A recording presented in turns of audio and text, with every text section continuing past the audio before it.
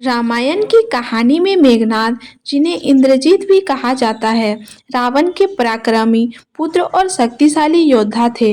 मेघनाद की वीरता, तपस्या और शक्तिशालियों के कारण वह लंका के अभेद योद्धा माने जाते थे।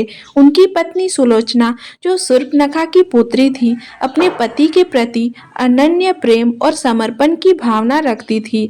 उनका पतिव्रता धर्म और सच्ची निष्ठा उन्हें एक आदर्श पत्नी बनाते हैं। मेघनाद का वध, राम और रावण के बीच भीषण युद्ध छिड़ा हुआ था और लंका का सारा साम्राज्य इस युद्ध के परिणाम पर टिका था।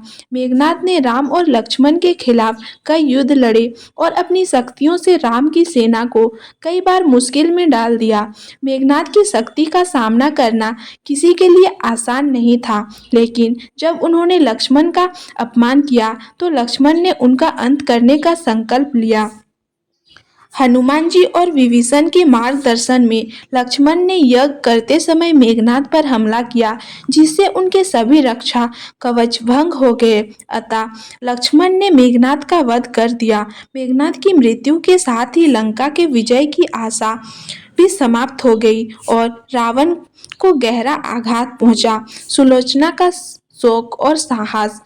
मेघनाद की मृत्यु का समाचार जब उनकी पत्नी सुलोचना तक पहुंचा तो वह गहरे शोक में डूब गई। उनके लिए यह विश्वास करना कठिन था कि उनके पति, जिन्हें वह संसार का सबसे पराक्रमी योद्धा मानती थी, अब जीवित नहीं है। सुलोचना का हृदय टूट चुका था, लेकिन उनकी पतिव्रता, निष्ठा और साहस ने उन्हें मजबूत बनाए रखा।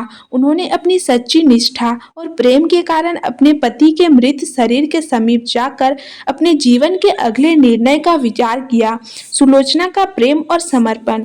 सुलोचना का अपने पति के प्रति प्रेम इतना गहरा था कि वह उनके बिना जीवन की कल्पना भी नहीं कर सकती थी। उन्होंने अपने सतीत्व की शक्ति से अपने पति की आत्मा को शांति प्रदान करने की ठानी। उन्होंने यह प्रण लिया कि वह अपने पति के बिना इस संसार में नहीं रह सकती और उनके साथ सती हो जाएंगी। लेकिन सती होने से पहले वह अपने पति के वध की सच्चाई जानना चाहती थी। सुलोचना का हनुमान जी से संवाद।